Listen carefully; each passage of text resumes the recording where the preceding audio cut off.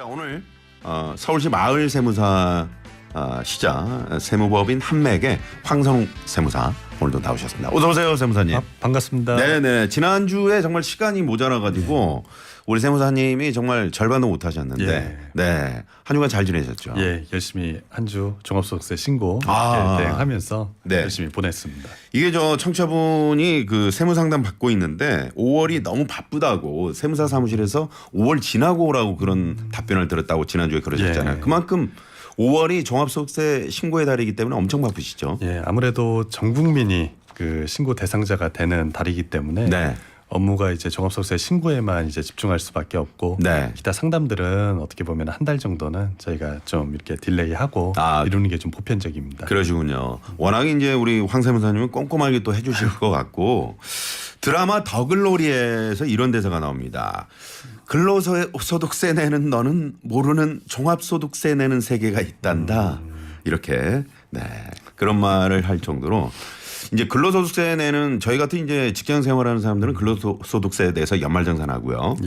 이제 사업하시는 분들은 종합소득세 내는 거죠. 정확히 어떤 겁니까? 정확히는 이제 이 대사가 굉장히 저희 세무사들은 재밌게 봤는데 그 기본적으로 근로소득만 있으신 경우에도 원칙적으로는 종합소득세 신고 의무가 원칙적으로는 있지만 세법에서 연말정산으로 간편하게 이제 그 끝날 수 있도록 면제를 해주는 것뿐이고요. 기본적으로 이제 사업자 등록이 있으신 사업자분들 또는 사업자 등록은 없더라도 저희가 흔히 3.3%를 원천 징수하는 프리랜서 활동을 하시는 분들은 기본적으로 전부 종합소득세 신고 대상자가 된다라고 보시면 되겠습니다. 네, 그렇군요. 그러니까 이 근로소득세 직장인들도 사실은 이런 그 원칙적으로는 종합소득세 신고를 해야 되는데 면세 적용을 하는 건가요? 면제가 이제 면제 적용이요. 네, 그렇군요. 자, 내가 종합소득세 대상인지 아닌지 이거 헷갈리는 분들이 많으실 것 같은데 어떤 분들이 신고 대상입니까?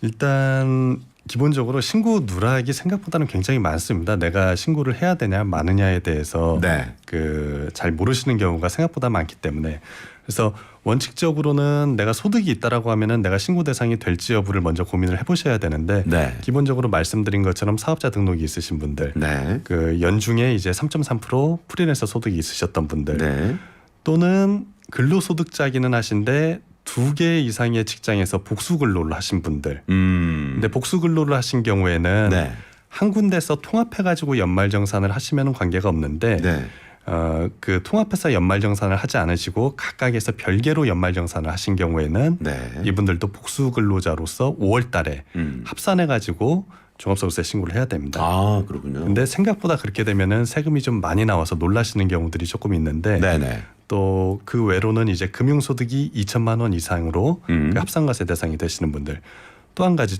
그 저희가 흔히 이제 기타 소득이라는 항목도 있는데 요거는 이제 저희가 일시적인 인적 용역이나 아니면은 뭐 자문료 또 경품 경품 당첨도 이제 기타 소득으로 이걸 분류를 하는데 뭐 예를 들어 라디오 듣고 계신 청취자분들도 뭐 경품이 당첨됐다.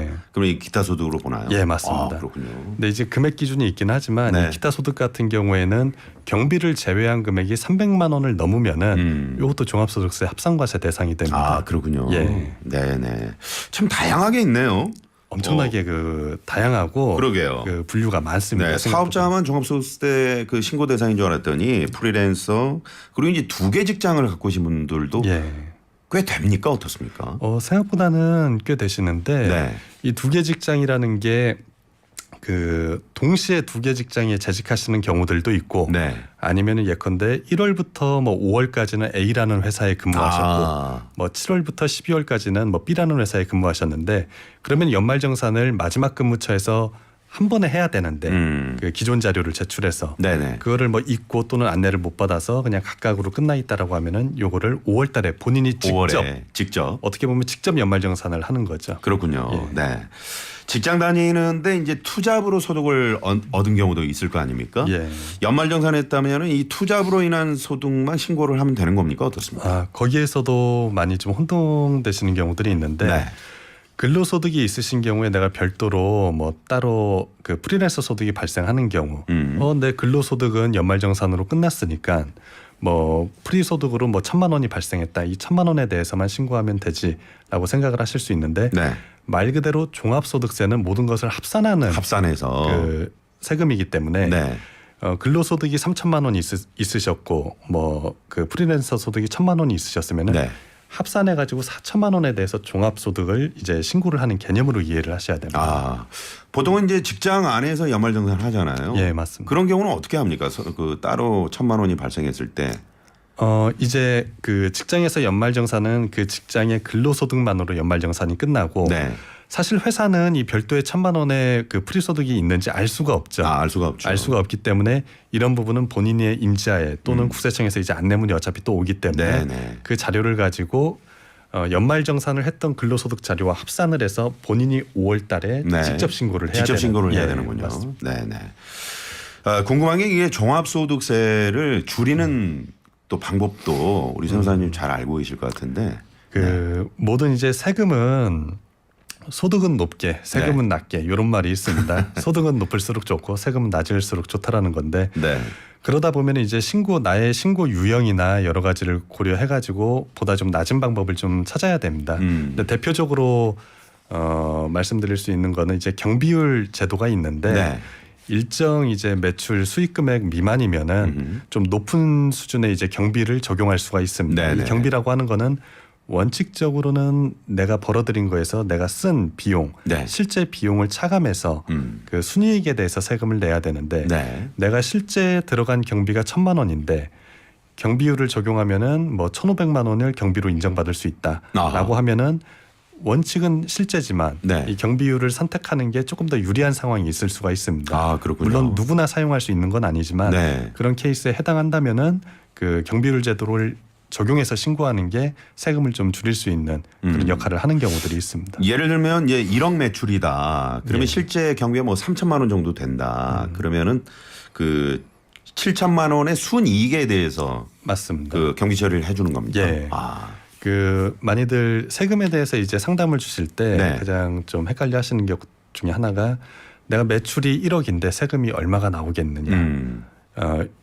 이렇게 이해하시는 경우들이 있습니다. 다만 이제 세금은 결국에는 순이익에 대해서 부과가 되기 때문에 네. 매출이 100억이더라도 뭐 비용이 99억이면은 1억에 대해서 세금을 부담하는 거고 그렇죠. 뭐 매출은 1억인데 비용이 전혀 없다라고 하면 똑같은 세금을 부담하는 그런 논리로 봐주시면 되겠습니다. 그렇다면 이 경비 처리하는 그러니까 소위 말하는 입증하는 거, 예. 이 자료라든가 이런 것들을 잘 모았다가 이 종합소득세 신고할 때 잘 제출을 해야 되겠네요. 맞습니다. 거기에 대한 이제 정리에 대한 책임과 의무는 네. 납세자 본인한테 있는 거기 때문에 본인이 잘 연중에 정리를 하고 입증 가능한 서류들로 이제 신고를 하는 게 원칙이고 네.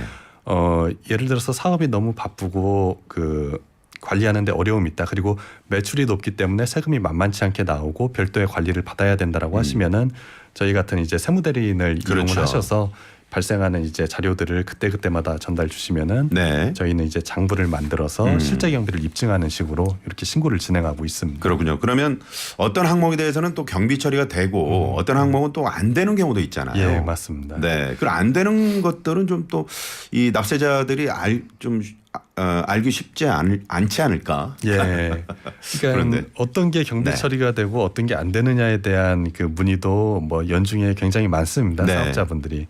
뭐 일례로 가장 많이 물어보시는 것 중에 하나가 뭐 직원이 없고 그 사장님 혼자 계신 사업장인데 1인 사업자. 1인 사업장. 네.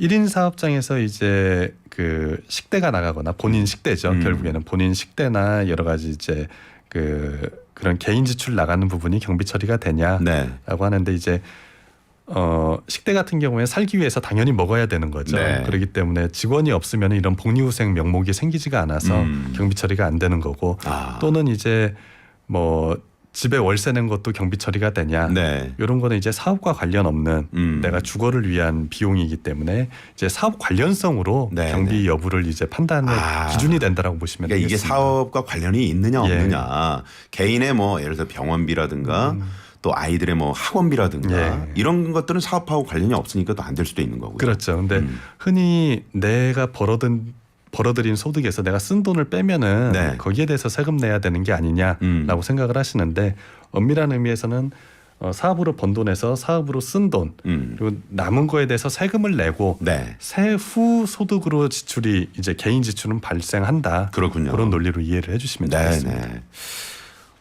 정말 어려운 세무 분야인데 우리 황선홍 세무사님이 이렇게 하나하나 차근차근 설명해 주시면 귀에 쏙쏙 들어옵니다. 네. 감사합니다. 이 5월에 이제 종합소득세 신고하는데 만약에 이걸 놓쳤어요. 그러면 어떻게 됩니까? 제가 요번에 신고 기간에도 그 여러 사례를 봤는데 네. 저한테 심지어 신고를 요번 23년도에 대한 신고를 의뢰를 주셨는데 신고를 작성하고 하다 보니까 뭔가 기분이 쎄해서 확인을 해보니까 네. 전년도 신고를 안 하셨더라고요. 아, 그런 그래서, 경우도 있군요. 예. 근데 이렇게 신고 기간을 미스하는 경우에는 기한 후 신고로 신고 기한은 지났지만 네. 5월은 지났지만 그 이후에라도 신고는 할 수는 있습니다. 신고는 할 수 있다. 예. 다만 이제 뭐든지 늦으면은 페널티가 있겠죠. 그렇죠, 그렇죠. 그렇기 때문에 늦게 신고한 거에 대한 이제 가산세나 가산세. 이런 부분들에 대한 페널티가 있는데 네. 가급적이면은 좀 신고 기간을 정확히 인지하시는 것도 중요하지만 이렇게 늦으신 경우에는 바로 좀 기한 후 신고를 해야 된다. 네. 만약에 기한 후 신고까지 하지 않았다라고 하면은 국세청에서 이제 파악하고 있는 그 소득을 기준으로 네. 국세청에서 이제 부과를 하게 되는데 그럼 내가 신고한 금액보다 신고해서 납부하는 세금보다 많을 수밖에 없습니다. 왜냐하면 경비 가만이 안 되기 때문에. 그렇죠. 그래서 그런 부분은 좀 유념을 하셔서 네네. 신고 기간에 대한 인지를 잘 하시는 게 좋겠습니다. 자, 이렇게 종합소득세 신고해서 그러면 이제 각 사업장에 부과되는 그 세금들은 이제 고지서를 통해서 받아볼 수 있는 거죠. 예, 저희가 신고 이후에 이제 납부서까지 네. 다 만들어 가지고 전달을 드려서 그 바로 이제 가상 계좌로 납부하실 수 있도록 그렇게 안내를 드리고 있습니다. 네. 자, 아무튼 종합소득세 신고 해당 되시는 분들 5월 31일까지입니다. 네. 잊지 말고 꼭 하셔야 되겠고요. 아무튼 그 지난주에도 세무상담이 너무 많이 들어와가지고 다 하질 못했는데 일단 오늘 2탄 준비했습니다. 먼저 사연 하나 만나보시죠.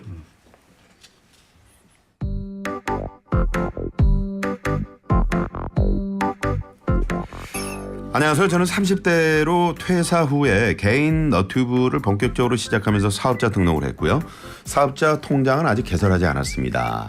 현재 A은행 통장으로 너튜브 수익을 입금받고 있는데 해당 통장으로 수익과 또 광고 수익을 입금받고 경비 또한 해당 통장과 해당 통장 체크카드로 지출해도 되는지 사업자 통장을 꼭 만들어야 하는지 궁금합니다. 이렇게 지금 A은행 통장은 유튜브 수익금 지급 외에 사용하지 않습니다. 네, 이렇게 사연이 왔는데 이런 비슷한 질문들이 상당히 많았습니다. 예. 사업용 계좌를 따로 만들어야 되는지 여기에 대한 질문이시거든요. 예. 네. 굉장히 그 사업용 계좌라고 하면은 여러 가지 의미로 받아들여질 수 있기 때문에 좀 네. 혼동스러운 경우가 많은데 보통 이제 금융기관 은행에 가서 사업용 계좌를 만든다라는 의미는 네. 사업자 등록증을 가지고 가서 그 상호가 찍히는 그 이제 그 거래를 위한 통장을 만든다라는 개념의 이제 사업용 계좌의 의미가 있습니다. 네. 그렇게 되면 이제 금융인증서도 그 사업용 계좌를 통해서 받고 세금계산서도 그렇게 발급을 하는 건데 네. 엄밀한 의미에서 세법에서 얘기하는 사업용 계좌는 내가 사업에 쓰는 계좌, 사업에 쓰는 계좌. 그리고 거기와 더불어서 그러니까 사업과 발생된 매출과 비용은 사업용 계좌를 사용하는 게 원칙입니다. 네. 근데 이거를 이제 국세청에서 알 수가 없기 때문에 사업용 계좌에 대한 등록 의무가 있습니다. 그래서 일정 장부 그 기준 이상이 되면 의무적으로 등록을 해야 되는데 네. 세법 기준에서는 그 등록한 계좌가 사업용 계좌입니다. 아. 그래서 보통 이제 사업자 등록을 하시고 네. 사업용 계좌를 은행에 가서 꼭 만들어야 됩니까?라는 질문을 주시는 경우에는 만약에 뭐 거래 관계상 상호가 찍히는 이런 계좌가 필요하시면은 만드셔도 좋고 네. 그게 아니시면은 내가 사업에 쓰는 통장 자체가 사업용 계좌이기 때문에 필요가 없다라면 만드실 필요도 없다라고 그냥 등록만 하면 된다라고 말씀을 드립니다. 그 국세청 뭐 홈택스라든가 예, 맞습니다. 여기에 이제 등록만 그 계좌를 예. 잘 하시면 된다. 그런 말씀이십니다. 예. 네. 깔끔하게 정리가 되네요. 그리고 한 가지 더 덧붙여 드리면은 이 등록을 안 했을 때 네. 사업용 계좌 등록 의무가 있는 사업자가 계좌를 등록 안 했을 때는 각종 이제 공제나 감면을 못 받게 되는 그렇죠. 페널티가 있습니다. 네네. 그렇기 때문에 그런 그 애초에 그 나중에 가서 내가 등록 의무가 있냐 없냐의 판단을 구태여 하실 필요 없이 네. 사업자 등록을 하시고 그냥 바로 그냥 사업용 계좌를 등록해 놓으면은 나중에 가서 고민이 이런 그 불이익을 당할 그 사유가 없기 때문에 네네. 이렇게 좀 미리 등록을 하시는 거를 권장을 보통 네. 드립니다. 이거 저 깜빡깜빡 하신 분들도 많이 예. 계실 것 같아요. 그렇습니다. 아, 그렇군요. 네. 어떻습니까? 이 사업자 유형에 따라서 지금 요거 질문 하나 좀, 네. 3145번님이 문자로 보내주셨는데, 정말 궁금합니다. 시골 아줌마, 지금 본인을 말씀하신 것 같은데, 농사진 거를 지금 노상에서 판매를 하고 있는데, 매년 5월에서 11월까지 한 6개월 정도 되는데, 월 1,000만 원이 수입입니다. 이거 소득세 있나요? 이렇게 질문해 오셨습니다. 이제 노상에서 판매를 하셨다라고 하면은 이 사업자 등록은 없으신 상태에서 네네. 이렇게 판매 활동을 하신 것 같아요. 그러면은 그 부분에 대해서 원칙적으로는 사업자 등록이 있든 없든 네. 내 소득에 대해서는 자발적으로 이제 자진해서 그렇죠. 신고를 하는 게 원칙인데 네. 또 어떤 의미에서는 이게 또 파악하기 어려운 소득이기도 합니다. 그럴 수 그래서 있겠죠. 예, 법에 따라서는 원칙적으로 신고는 해야 된다. 해야 된다. 그리고 1,000만 원에 대해서는 세금이 뭐 대략 한 4-50만 원 정도 예상은 되는데 네. 이 정도로 제가 설명을 드리고 네. 그리고 신고에 대한 부분을 한 가지 말씀드리면은 세금 신고는 생각보다 다른 의미가 있습니다. 세금 네. 신고라는 거는 그 사람의 이제 소득에 대한 입증, 대외적인 소득이 얼마 있다라는 거에 대한 입증 자료가 되기 때문에 간혹 가다가 소득이 있음에도 불구하고 신고를 안 하셨다가 은행 대출을 받고자 하거나 네. 또는 이런 신용 관계상 내가 소득이 많았음에도 그걸 입증할 수 있는 자료를 예. 꺼내기가 어렵죠. 맞습니다. 네. 내 소득에 대한 가장 파워풀한 입증 자료는 바로 소득세 신고를 한 내역입니다. 네네. 그렇기 때문에 그런 신용 관리랑도 연결되는 측면도 있다라는 점도 좀 인지를 해주시면 좋겠습니다. 네네. 자, 뭐 비슷한 맥락인데 사업자 유형에 따라 세금을 신고하는 방법이나 내용이 좀 다를 것 같은데 예. 어떻습니까? 이게 면세 사업자가 있고 또 예. 간이가서 뭐 사업자가 있고 있잖아요. 예. 네. 이런 유형에 따라서 부가가치세 과세 유형에 따라서 종합소득세 신고가 달라지는 부분은 발생하지는 않는데 네. 그 이유는 면세사업자, 간이가세자, 일반가세자는 부가세에 따른 분류고 종합소득세는 그런 분류가 별도로 있지는 않습니다. 네. 다만 종합소득세에서 가장 중요한 거는 내 장부 의무가 간편장부 대상자냐 또는 복식부기 장부 대상자냐 네. 이러한 분류에 따라서는 신고의 방법과 내가 받을 수 있는 절세 세액공제가 좀 다르기 때문에 네. 장부 의무에 대한 판단이 조금 더 중요하다라고 봐주시면 되겠습니다. 간편이냐 복식이냐 예, 뭐 맞습니다. 이게 아주 중요한 기준이 되는군요. 예. 네. 띵동 댕동. 네. 자, 반짝 퀴즈 시간이 돌아왔습니다. 네. 우리 황세무사님이 상당히 점잖으신데 제가 앞에서 좀 경망스럽게. 아유. 네. 반짝 퀴즈를 기다리신 분들이 많이 계시는데, 네. 청취자 한 분이 나선홍 씨 화장실 지금 잠깐 다녀와야 되는데 지금 퀴즈 하면 안 됩니다. 그러셨는데 죄송합니다. 네. 저희도 뭐 생방송이기 때문에 어쩔 수 없습니다. 네. 자, 지난해 부업을 통해 얻은 기타 소득이 300만 원이 넘는 직장인의 경우 올 초 연말정산을 했다면 종합소득세는 신고하지 않아도 된다. 맞으면 O, 틀리면 X입니다. 지난해 부업을 통해 얻은 기타 소득이 300만 원이 넘는 직장인의 경우 올 초 연말정산을 했다면 종합소득세는 신고하지 않아도 된다. 맞으면 O, 틀리면 X. 네. 요거 아까 잠깐 말씀해 주시지 않았나요? 예. 네, 네. 거의 뭐 답을 의무에서. 말씀해 주신 거죠. 네. 그러면 뭐 특별히 힌트를 한번 어떻게 주시겠습니까? 이제 뭐 금액이 어느 정도 되느냐 뭐 여기에서 이제 체감하는 게 조금 다르실 것 같긴 네네네. 한데 뭐 그랬더라도 200만 원은 네, 적고 알겠습니다. 400만 원은 조금 많은 것 같은 느낌입니다. 그렇군요. 네네네. 종합소득세를 신고하지 않아도 된다. 맞으면 O, 틀리면 X. 저도 문제를 내면서 가끔 헷갈릴 때가 있어요. 가만히 있어봐. 이게 그러면 맞는 거야? 이럴 때가 있어서. 네. 근데 오늘 확실히 알겠습니다. 세무사님 지금 전화 몇 통이 지금 들어왔거든요. 네. 바로 전화 연결을 한번 해보도록 하겠습니다. 세무상담 첫 번째 전화. 여보세요. 여보세요. 네, 안녕하세요. 네, 반갑습니다. 네, 어디 사시는 누구신지요? 저는 예. 저 숲다불입니다. 닉네임이 숲다불님. 네. 네네네. 숲속에 사시나 봐요. 네. 아, 네. 자, 어떤 내용이신지요? 네. 저희 오빠가 저희 오빠가 자영업을 하는데 네. 이번에 종합소득세 신고를 했거든요. 네. 이미 했는데 음. 아르바이트 비용을 빠뜨린 거예요. 네. 근데 또 세무 맡기는 곳도 네. 그 오빠의 학교 선배라 세무사님이 학교 선배라서 네. 그냥 해주시면서 오빠 그냥 밥만 사드리고 그렇게 해서 네. 다시 새로 해달라고 부탁하기가 굉장히 어려웠나 봐요. 네. 그래서 이미 마감은 끝나서 현재 알바 인건비 900만 원 정도를 못 넣었어요. 네. 그래서 지금 마감이 끝났는데 어떻게 해야 될지 네네네. 여쭤보려고요. 사실 요 내용을 이제 아까 세무사님하고 살짝 좀 말씀을 드렸는데 다시 한번 좀 들어보겠습니다. 잠시만요. 네, 세무사님 네. 아까 사실은 이게 신고가 좀 누락됐을 때 어떻게 하는지에 대해서 말씀해 주셨는데 예. 이런 경우는 지금 아르바이트 비용이 네, This 누락이 call is being translated and live captioned. 네네 어디 미국에서 전화를 하시나 본데요. 네네네 말씀하시죠. 네. 예. 일단 Wait a minute. 아니에요. 남자들은 상관없어요. Oh, 네, 전화를 일단 좀 끊어볼게요. 네, 내려주세요. 네, 네, 네, 말씀하시죠. 예.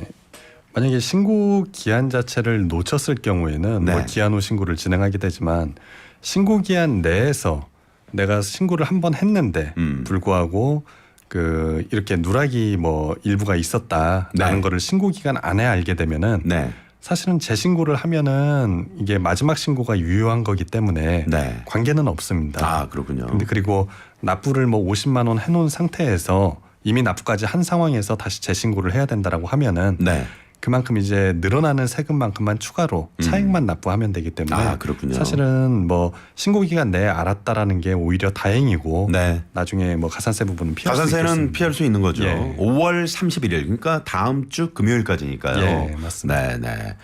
요즘은 그 홈택스 그 인터넷상으로 이렇게 온라인상으로 직접 신고하신 분들 많이 계십니까? 예, 굉장히 많이 계시고 네. 그 국세청 홈택스 사이트도 진화하고 있기 때문에 보다 이제 편리하게 그 자가 신고를 할 수 있도록 이렇게 그 많이 개편이 많이 되어 있습니다. 그래서 네네. 실제 자기가 직접 신고하시는 특히 젊은 층들에서는 그 직접 신고할 수 있는 유형이라고 하면은 네네. 직접 신고하시는 비율이 굉장히 매년 높아지고 있습니다. 아, 그렇군요. 예. 네, 네. 자, 숲다블님. 네. 네, 전화가 상태가 좀 고르지 못했는데 네. 어떻게 정확히 들으셨는지요? 지금 세무사님 말씀을요? 죄송해요. 중간에 못 들었어요. 아, 네. 종합소득세 신고 기간이 다음 주 금요일까지거든요. 네. 네. 그러니까 다시 하셔도 된다. 네. 그 말씀을 드렸는데. 기한 내에서는 이게 언제든지 재신고를 하실 수 있는데 네네. 이미 네. 만약에 납부를 얼마를 하셨다라고 하면은 재신고를 하고 그 늘어나는 금액만큼만 추가로 납부를 하시면 됩니다. 네. 네. 그 오빠를 사랑하는 마음에 또 여동생이 이렇게 챙겨주시기란 참 쉽지 않은데 대단하세요. 네, 고맙습니다. 그 너튜브에서 다시 듣기 가능한 거 아시죠? 앞쪽으로 좀 돌리시면은 네. 다시 듣기 가능하니까 꼭 한번 네. 들어보시고요. 네. 네, 오늘 전화 감사합니다. 네, 고맙습니다. 네, 숲더블님 감사합니다. 저희 애청자신데 또 너튜브로 계속 듣고 계셨던 모양이에요. 네, 자 다음 전화 연결합니다. 없어요? 네.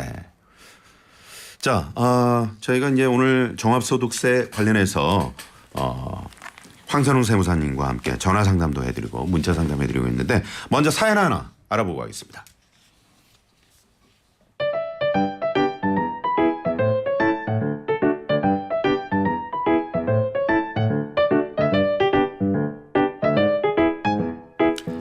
안녕하세요. 저는 작년에 대전에서 제조업으로 창업을 해서 사업자 등록을 하고 사업을 진행 중에 있습니다. 신규로 사업을 시작하면 세금을 감면해주는 혜택이 있는 것으로 알고 있는데요. 저도 세금에서 혜택을 받을 수 있는지가 궁금하고 이번 5월에 처음 종합소득세 신고를 되는데 신고 절차와 주의 사항이 있을까요? 이렇게 네 보내주셨습니다. 네. 신규로 이제 창업하시는 분들 많이 예. 계시죠. 궁금한데 이거 어디다 물어보기도 참 마땅치 않고 그런 분들 계신데 말이죠. 네. 세무사님, 이런 경우 좀 뭐 신고 절차라든가 예. 주의사항 같은 거 좀 짧게 말씀해 주실까요? 그러니까 신규로 사업을 하시는 경우에는 어쨌든 뭐 세금 신고도 정식으로 내 사업장에 대한 세금 신고도 처음이신 경우들이 대부분이니까 네. 모든 게 낯서십니다. 네. 그러다 보면은 신고 기간에 대해서도 인지를 잘 못하시는 경우도 많고, 제가 올해 5월달 지금 신고하면서도 전년도에 신고를 깜빡하시고 못하신 경우들도 여러 네. 건 제가 봤거든요. 네. 그래서 일단은 신고 기간이 5월이다라는 거를 분명히 인지를 해두시고, 내가 신고를 하는 유형이 어떻게 되는가, 뭐 간편장부 대상인가, 복식부기 대상인가, 또는 뭐 경비율을 어떤 율로 사용할 수 있는가, 이런 거를 개인이 다 알기는 힘들기 때문에 뭐 이렇게 그 세무사 사무실에 와서 네. 한 번씩 이렇게 상담을 주시는 게 저는 가장 좋다라고 생각을 합니다. 네, 그렇군요. 지금 창업하는 경우에 세금 감면 지금 질문하셨는데 이 신규 창업 세금 감면이 어느 정도나 됩니까? 생각보다 되게 큰 혜택을 드리고 있는데 네. 5년 동안 그 50% 또는 100% 감면을 받을 수 있는 그 조건들이 있습니다. 아, 그렇군요. 그래서 이 요건을 뭐 그 간략히만 설명을 드리면은 네. 업종에 대한 요건과 지역에 대한 요건, 그리고 나이에 대한 요건이 있습니다. 네네. 그러니까 신규로 창업이라고 한다라는 거는 내가 안 했던 거를 창업을 해야 되는 거고, 네.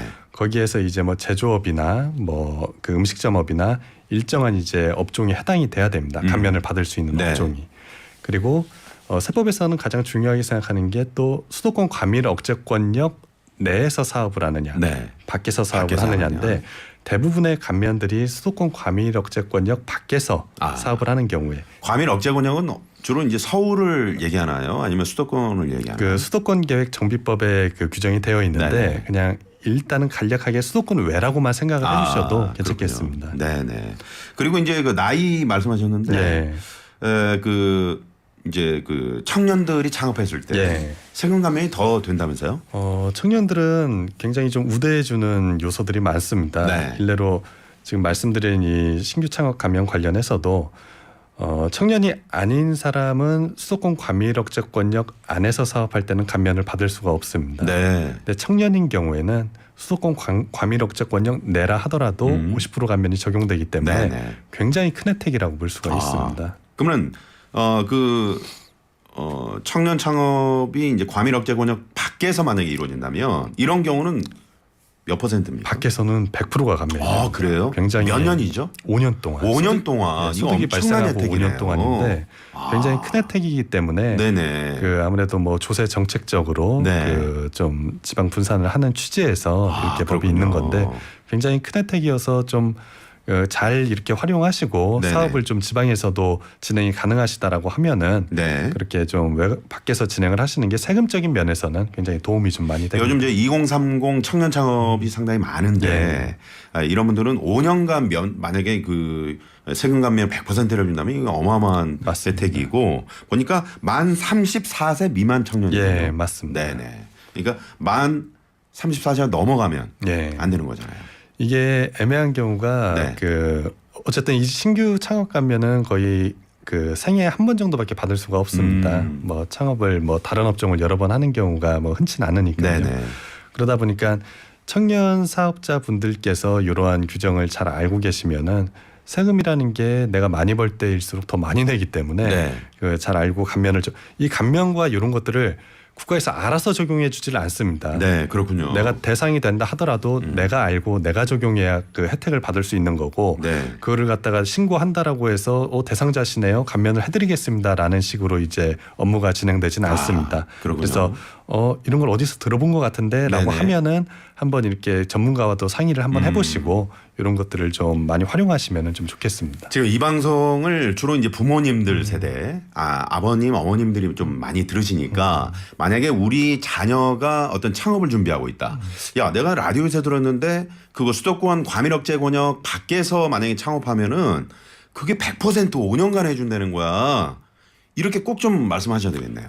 그럼 자녀분들이 엄청난 겁니다. 엄청나게 고마워하실 겁니다. 그럼요, 예. 그럼요. 자, 다음 전화 한번 받아보도록 하겠습니다. 여보세요? 네, 안녕하세요. 네, 오래 기다리셨죠? 죄송합니다. 감사합니다. 네, 어디 사시는 누구신지요? 예, 쌍문동 살고 있는 개인 택시 하고 있는 강석희라고 합니다. 네, 쌍문동의 우리 강석희 기사님. 네네. 네. 어떤 내용이신가요? 종소세 때문에 문의드렸는데요. 네. 예, 지금 작년에까지 종소세 기준과표가 8천이 잡혔을 때 한 25만 원 정도 세금을 냈었거든요. 네. 근데 요번에 이제 과표가 1억 한 500 정도가 잡혔는데 국세청에서 온 거는 간편정부 대상자라고 왔어요. 네.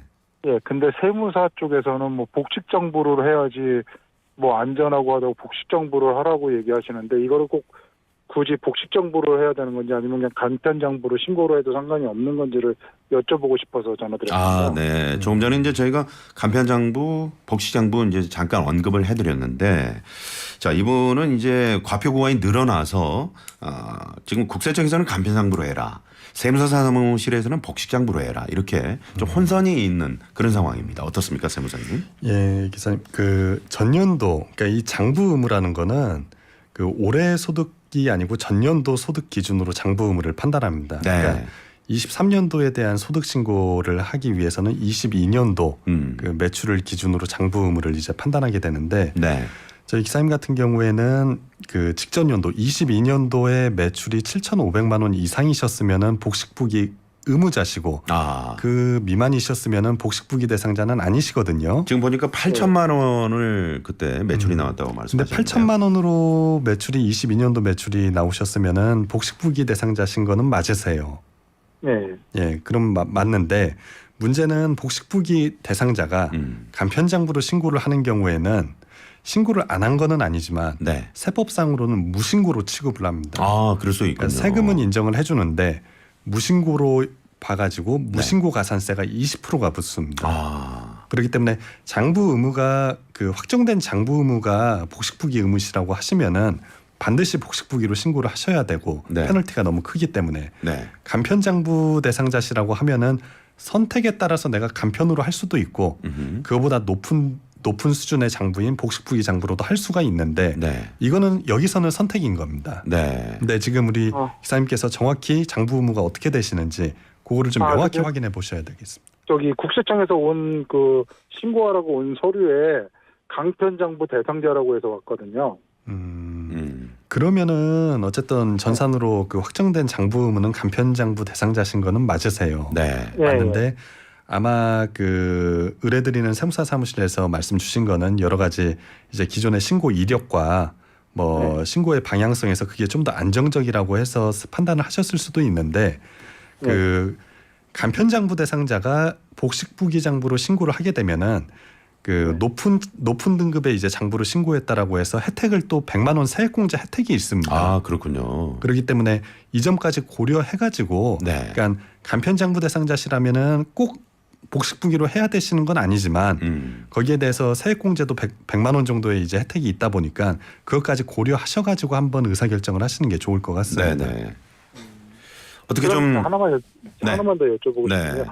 아마 택시 하시는 분들이 다 똑같은 상황인데 이제 부재가 없어지면서 아마 소득들이 다 늘었을 거예요. 네. 그래서 이런 저 같은 분들이 많은데 그러면 복식부기로 하는 게 더 이 혜택이 좋다는 얘기신가요? 그러니까 간편장부 대상자라고 하더라도 복식부기로 신고를 하시는 게 혜택이 더 있는 거는 맞습니다. 네. 왜냐면은 그 기장세액공제라고 해서 간편장부 대상자가 복식으로 신고를 하면은 세액공제를 그 100만 원을 한도로 세액공제를 해주는 제도가 있기 때문에 일반적으로는 그게 더 유리하고, 다만 뭐 복식으로 하기 위해서 내가 뭐 세무사 사무실에 자료를 뭔가 더 줘야 되고 뭐 확인하는 절차가 번거롭다라고 하시면은 선택에 따라서 그 장부 의무 그대로 신고를 하셔도 무방은 하십니다. 네. 그러니까 요번까지 온 게 간편장부 대상자라고 왔으면 요까지는 신고를 해도 상관이 없다는 예, 말씀이시죠? 전혀 관계 없습니다. 네.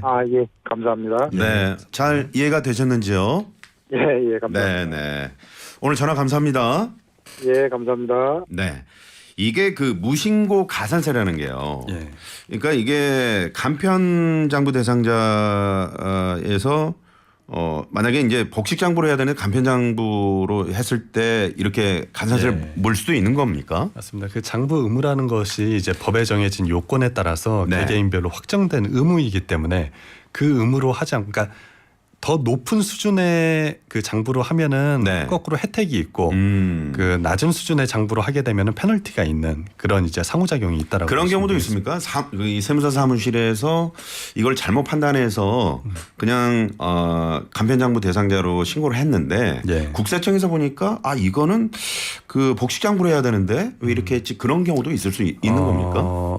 뭐 아예 없겠다라고 말씀드리기는 어렵지만 네. 기본적으로 저희는 신고를 할 때 국세청 안내 자료를 앞에다 놓고 그거를 이제 기준으로 신고를 이제 작업을 시작하기 때문에 그렇군요. 거의 발생하지는 않을 거라고 생각을 합니다. 않는다. 예. 특히나 우리 황선우 세무사님 세무사 사무실에서는 더 그렇지 않는다. 예. 네.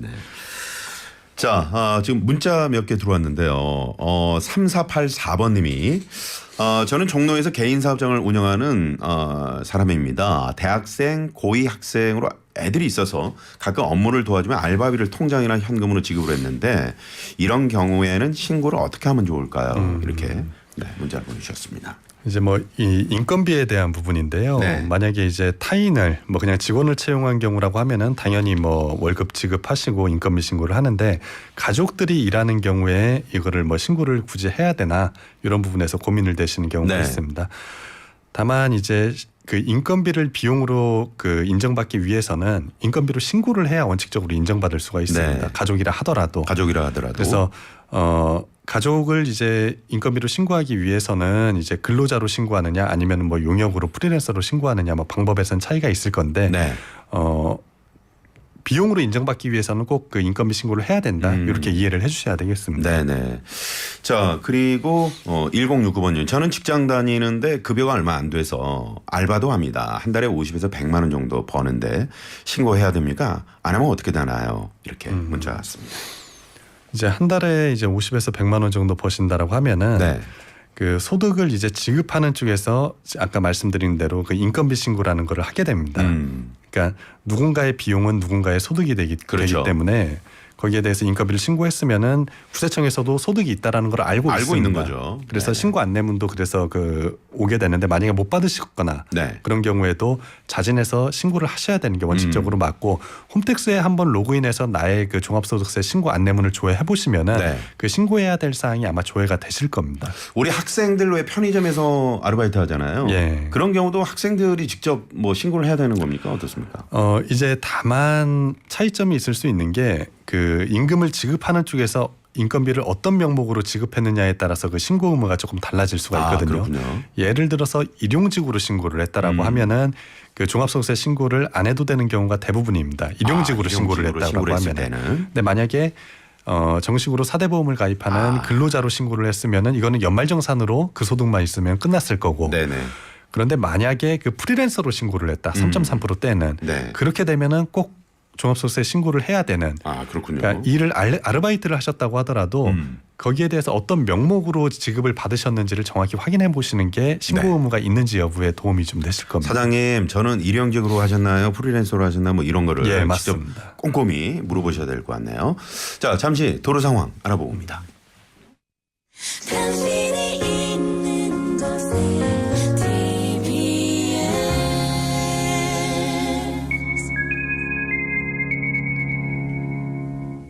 교통정보입니다. 오늘 서울도시 한복판 서울시 의회 앞에서 집회가 예정돼 있습니다. 오후 1시경에 집회가 시작되고요. 현재 세종대로 서울역 쪽으로 시의회 앞은 하위 2개 차로가 통제되고 있습니다. 자동차 전용 도로들 중에서는 현재 동부간선도로 의정부 쪽으로 상계교 조금 지난 지점 1차로 쪽에서 시설물 보수 작업을 하고 있어서 월계 1교부터 속도가 떨어지고요. 올림픽대로 공항 쪽으로 성수대교 조금 못 간 지점에서도 작업하고 있어서 청담대교에서 성수대교까지 정체 입니다. 고속도로 중에서는 경부고속도로 부산 쪽 잠원부터 서초, 신갈에서 수원, 또 망향휴게소에서 천안까지 막히고요. 청주분기점부터 신탄진 사이 구간은 차선 긋는 작업하고 있어서 작업 구간 뒤쪽으로 속도가 떨어집니다. 교통정보였습니다.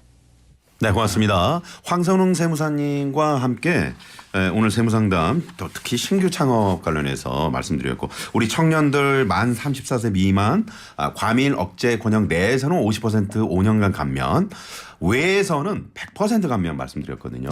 네, 요즘 우리 부모님들 잘 매매해 두셨다가 우리 자녀분들 혹시라도 창업하게 되면 꼭 그렇게 내가 들었다. 요 정도로 한 말씀 하셔도 이게 엄청난 겁니다. 그죠? 네. 그 창업해서 이렇게 근로자를 채용해도 세금 혜택이 있다고 들었는데 어떻습니까? 예, 대표적으로 그 신규 창업에 대한 이런 감면, 그 앞서 말씀드린 규정이 있고, 네. 또 고용이 증가한 경우 신규 사업자뿐만이 아니라 뭐 계속자 사업자도 마찬가지인데 고용이 증가한 경우에는 그 증가한 인원에 따라서 또 세액공제 혜택이 있습니다. 굉장히 그렇군요. 큰 혜택인데 이것도 네. 전년도보다 증가를 해야 됩니다. 근로자 수가. 네네. 근데 신규 창업 같은 경우에는 전년도가 0명이죠. 없었으니까. 0명. 네. 그러니까 무조건 그 혜택이 가능한 네. 해가 됩니다. 첫 해는. 아. 그렇기 때문에 다만 이제 프리랜서 네. 직원이나 일용직 직원은 안 되고 4대 보험에 가입한 정규 직원만을 그 대상으로 근로자 수를 판단하기 때문에 그렇군요. 내가 임금 지급을 어떤 식으로 하는 게 내 세금에 도움이 될까? 네네. 그러니까 100만 원을 지급했으면 똑같이 인건비를 100만 원 처리는 가능하지만 네. 이 뒷단에서 이제 이 세액공제를 가능한 급여 처리가 되는지는 네. 어떤 게 더 유리한가를 좀 판단을 해보시는 게 좋습니다. 그러니까 종업원수가 늘어났을 때, 예. 직원 수가 늘어났을 때 그 4대 보험 지급하느냐 안 하느냐에 따라서 또 예. 이게 그런 경우도 있군요. 맞습니다. 네, 그리고 네. 이 혜택이 1년으로 끝나는 게 아니고 줄지만 않으면은 그 다음 2개 년도를 추가 공제를 해주는 굉장히 큰 혜택입니다. 그렇기 때문에 그 공제를 받았다고 하시더라도 네. 가급적이면 근로자 수가 줄지 않게 2년간은 관리하시는 게 공제를 좀 계속적으로 받을 수 있는 좀 기회가 되겠습니다. 그렇군요. 간단한 질문인데요. 4890번님이 요즘에 이제 주식하시는 분들 많이 계시잖아요. 국내 주식도 수익이 나면 종합소득세를 내야 하나요? 면세 구간이 있죠? 이렇게 질문해 주셨는데. 예. 네. 국내 주식은 이제 그 세금이 없다라고 네. 사실 매매 과정에서 발생하는 이제 그 현행 기준에서는 그 증권거래세만 부담하시지만 지금 뭐 금투세 관련해서는 네. 또 어떻게 될지는 모르겠지만 일단 국내 주식은 올해 기준에서는 그 과세되지 않는다라고 봐주시고 다만 5월달에 이제 해외 주식 네. 양도소득세 신고 기간도 5월입니다. 해외 주식에서 그 수익을 250만 원 이상 그 거두신 분들은 네. 5월달에 꼭 이것도 그 신고 대상이 되기 때문에 이것도 잊지 않고 신고를 좀 진행을 해주셔야 되겠습니다. 그 한도가 250만 원이군요. 예, 250 이상의 이제 그 매매 수익이 있으셨으면은 네네. 이번 5월달에 종합소득세 신고와 더불어서 꼭 함께 신고를 해주셔야 되겠습니다. 그렇군요. 자, 2656번님은 직장인인데 치아를 10개 뽑고 임플란트를 했습니다. 연말정산 때 병원비는 얼마 정도 환급받을 수 있나요? 최대 환급 범위가 있겠죠. 그런데 이거 대충 말씀하실 수가 있나요? 이게 의료비 세액공제 항목에 이제 해당하는 건데 네네. 내가 지출한 의료비에 대해서 일정 금액을 세액공제해 주는데 이 한도 계산이 네. 내 급여에서 일정 퍼센테이지를 이제 그 한도로 적용을 받게 됩니다. 그렇기 때문에 100%가 환급이 되는 건 아니고 그 내 급여를 기준으로 이렇게 계산 산식에 따라서 한도가 적용이 된다라고 봐주시면 되겠습니다. 그렇군요. 네. 자, 오늘 저 반짝 퀴즈 내드렸는데 정답을 발표하겠습니다. 지난해 부업을 통해 얻은 기타 소득이 300만 원이 넘는 직장인의 경우 올 초 연말정산을 했다면 종합소득세는 신고하지 않아도 된다. 맞으면 O, 틀리면 X. 세무사님 정답은요? 정답은 X입니다. X입니다. 네. 신고해야 되는 거죠? 신고를 해야 됩니다. 네. 합산 신고로 진행을 하셔야 네. 나중에 불이익이 없으십니다. 그렇습니다. 선물 받으실 분 3904번님 그리고 0300번님 4300번님 3920번님 0529번님 네, 선물 보내드리겠습니다. 황선홍 세무사님 목소리 너무 좋으시다고. 감사합니다. 얼굴도 아주 훈남이세요. 네, 너튜브로 확인하시고요. 네, 세무사님 이렇게 2주 동안 함께했는데 너무 쏙쏙 귀에 잘 들어오는 세무상담 감사합니다. 저도 너무 즐겁고 보람이 있었습니다. 네네 오늘 말씀 고맙습니다. 네, 감사합니다.